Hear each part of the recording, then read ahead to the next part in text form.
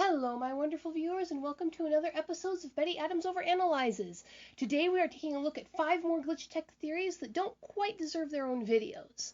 These are actually kind of all connected by a faint thread, but they really don't deserve to be called one theory either. So, where the previous 5 were mainly based on throwaway lines and distinct visual hints, these 5 are based on even less direct evidence. That is to say, they are based on speculation regarding various elements of the show that seem a little odd or out of place. I had to stretch to reach these conclusions, but the conclusions did in fact come naturally. I wasn't deliberately stretching, they just came to me. So, without further ado, here are 5 more terrifying and fantastic glitch tech speculations. Glitch number 5. To start our day, glitch techs are slowly, gradually, and regularly reset over time. They're not flash reset like we see 5s accidentally do to Bergie and Karate Trainer. Instead, their ability to form long-term memories is gradually erased a little at a time. Perhaps there is some sort of backwash from their gauntlets, perhaps they get caught in the stray beams of their partner's gauntlets, but no matter the mechanism, they slowly lose more and more of their capacity to remember. 5s and Me-K.O, more Me-K.O than 5s though, started the series with serious and deeply held objections to violating people's minds with their gauntlets. However, as time goes by, they lose more and more of that objection and start using the gauntlets as casually as Mitch does. Mitch himself said with firm desperation before they blasted him, "Everyone resets." That would include glitch techs. While he might have been referring to some final mind wipe, it might be a more gradual process. 5s, when confronted with his friend, really didn't seem to remember that it had been 2 years since they'd seen each other. 5s, however, isn't shown to be very distractible, was pulled away from purchasing the Hinobi shoes and utterly forgot that he had failed to purchase them. Interesting. It does seem like exposure to the gauntlets is slowly but surely affecting the glitch tech's minds. The question then becomes, does Hinobi know about this? Given what the final effect might be, we have to assume that they do. It is entirely possible that this wasn't deliberate, of course. History is riddled with mind-altering products going on the market. Remember what the secret ingredient to Coca-Cola used to be? And the company ignoring the consequences until a lawsuit forces them to face the music, the tobacco industry, the liquor industry, etc., and so on and so forth. However, it is equally possible, if not more so given the theme of the show, that Hinobi deliberately resets their minds over time as they adapt to the company's ways. This would be a handy way of getting rid of any pesky, lingering moral objections to the company's violations of human rights. It would shape the new recruits into perfect company drones over time. Is there any other evidence that Hinobi is trying to keep the techs placid and dependent on the company? I present for your consideration the swag locker. Hinobi supplies the techs with gear to waste their money on, physically. Then they put the gear in the swag locker for them to waste their XP on. Keeping the glitch techs in constant short funds and short on XP makes them dependent on Hinobi. So, theory number 4. The glitches were deliberately created. Or rather, something was deliberately created using technology that makes use of physically manifested holograms. The glitches that we see are simply that specific tech gone wrong. How do we know this? Actual glitches, errors in the operating systems, always produce a less complex, less functional system. No spill of paint ever produced a Mona Lisa, no tornado in a junkyard ever produced a fully functioning mecha suit. Something better, something more complex, something grander than the glitches was designed and created by Hinobi, we assume. But what we see are the broken fragments of something far more complex and wonderful. The second point to consider are the companion pets and the wide array of tech that the glitch techs use. This makes it pretty obvious where the glitches came from. Hinobi created the companion pets, and sometimes something like them goes rogue. This raises an interesting question. Allie wasn't a glitch, but she was running free. Where did Allie come from? Did a game console just spit her out at random? That would almost seem to make her a glitch, but the gauntlet did not recognize her as a glitch. But a pet like that costs the glitch techs XP. They just don't hand them out for free. This suggests that both that Hinobi deliberately created them and used them as another method of keeping their techs loyal and dipping their XP constantly. But where did Allie come from? Emma Devereaux had to manifest Alpha from the simulation. Did another tech lose Allie? It's just very curious where she popped up from. So the nascent form of the glitches form from existing tech, but since the general population of the town of Bailey seems ignorant of any such technology, we must conclude that whatever is being projected by this technology is being deliberately hidden from the general population. Tech that is all around them but unseen, or rather hidden in plain sight. Now we know that several of the glitches we've seen came straight out of the oddly glowing cores of the Hinobi units. As far as we've seen, the common Hinobi household unit doesn't project solid holograms, or they're not supposed to. They just play as regular game consoles. So why would Hinobi give their consoles that ability in the first place? Which brings us to theory number 3, that the town of Bailey is itself a Hinobi projection. Now, I have several reasons to suspect this that I went over in another video. To summarize, we know that mapper glitches can map entire environments over real life. The artistic representation of Bailey is oddly claustrophobic in the show, with mountains and trees looming over Bailey and hemming it in. No one ever seems to cross the bridge out of Bailey, and the show made a big point of that. In the very first episode, Mitch was able to restructure all the damage he did to the house, meaning that either the house, and by extension the rest of Bailey, is a projection. This would also explain why Hinobi puts the generating cores in what only need to be two-dimensional gaming consoles. The cores are actually a network of generators maintaining the illusion that is the town of Bailey. That would also explain why there are so many glitches. A system that was tasked with generating an entire town with all its millions upon millions of little interactions would be constantly throwing system errors.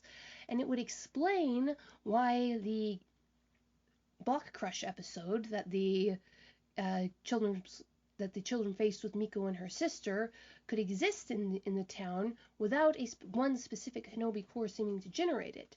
However, a system tasked with generating an entire city or even a small town would be impossible with our modern tech. And the glitch text is set in a classic 5 minutes from the future setting, so where does the processing power for this fantastic sci-fi setting come from? Because even if the Hinobi cores are throwing out glitches right and left, they're still managing to maintain a town that has fooled the entire population. And this leads us to theory number 2. Those green and blue glowing Hinobi cores are the pixelated remains of people. Soylent Green is people! Anyway, let's see if you can get that reference. From the beginning, I tasted a hint of the Matrix under the My Little Pony gloss on this show. If you recall the pre-internet lore of the 90s, when you actually had to read magazines and stuff to get it, the original script for the Matrix was that the human minds were the networks that the robots used as their processing center. This makes sense because the robot would need to keep the humans thinking to create more robots. You see, one of the fundamental rules of the known universe is that a complex system can only produce a less complex system. For all the wonders of technology that humanity has produced, not one of them is a fraction as complex as a single human.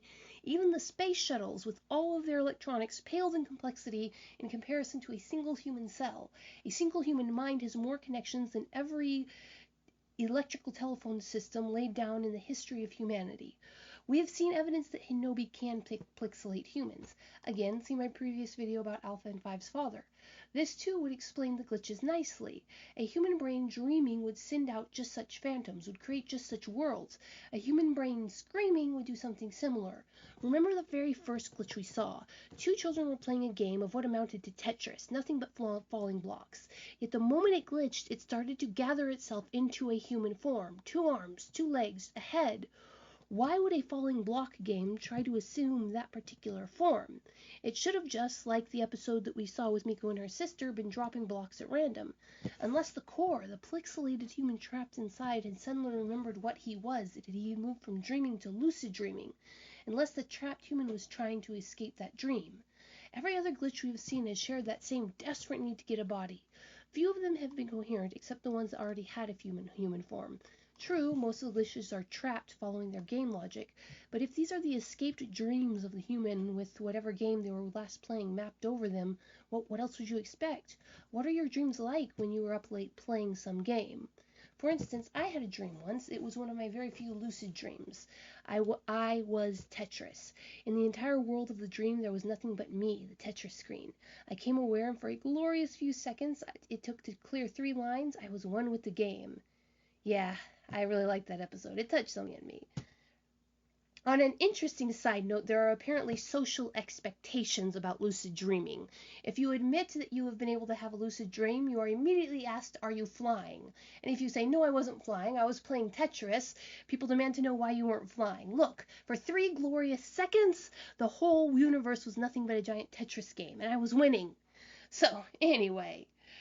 But I swear, the creepier on Elm Street this show gets, the creepier the more I think about it. All of this leaves the glaring question of why. Why would a corporation risk massive and horrific human rights violations on a scale never before seen just to produce their games? Why create the projected town of Bailey? mind wipe passersby, which brings us to our final theory of the day. Theory number 1. The town of Bailey is a government-approved preserve for the growth and development of better Hinobi mind cores. You see, there are far, far more serious uses for super advanced computer cores than game consoles, medicine, transport, military uses. All of these disciplines would benefit greatly from a sudden massive leap forward in processing capacity. In fact, developing those cores and their associated abilities would be something that was for the good of humanity. And just saying that phrase as a scientist nearly made me choke on my own bile. There are towns in this real history of our world, towns that have a specific taste to them, towns where research was done for the good of humanity. The scientists put the name of the town on the project because the cowards, none of them would put their own names on the horrors they wrought there. There are such towns scattered all over the world and all through the past 3 centuries. These towns are very real, and each of them was set up, again, for the good of humanity, and then horrible things were done there in the name of science and advancement. But here's the theory. The people were originally gathered here in Bailey and studied, with or against their own will. Over time, the tests were developed to find those minds that had the best potential for being turned into Hinobi cores. These tests were presented as games with a yearly tournament. The best candidates were chosen as glitch techs and were trained over time and optimized to become these cores. They were allowed, even encouraged, to have families. You don't want to eliminate any genetic factors, after all, when you're doing something like this. The entire time, however, their minds are being slowly, gradually reset so that they forget their duties outside the narrow world of Hinobi, until one day they are given a final mind wipe, led into the depths of the Hinobi store, and never come out again. There they are pixelated and turned into the next generation of Hinobi core. And there's a new slot on the roster for a fresh-faced young glitch tech, like Fives and Me-K.O. Who did they replace in that store with its oddly young staff? The techs whose brains are quite up to snuff, who weren't quite up to snuff, probably became managers or inspectors like Phil and Barbara. And speaking of Barbara, there rises the question of how Hinobi is getting away with these horrific violations of human rights. Look at her uniform. That is without question a government uniform, a Class A Department of the Interior uniform to be specific. Hinobi is doing this with the full backing of, if not at the instigation of, some government or governments. Think about it. No one else has the ability to break and enter without consequences. And Barbara heavily implied that there are more locations like this, that there's more than one town like Baby. So, there it is, my wonderful viewers. 5 theories of steadily increasing horror.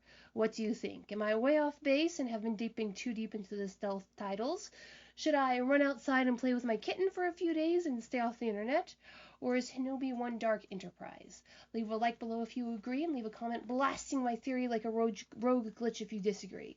Check out my Teespring store for some weird human merch, and don't forget to hit that subscribe button. Peace out, my wonderful viewers.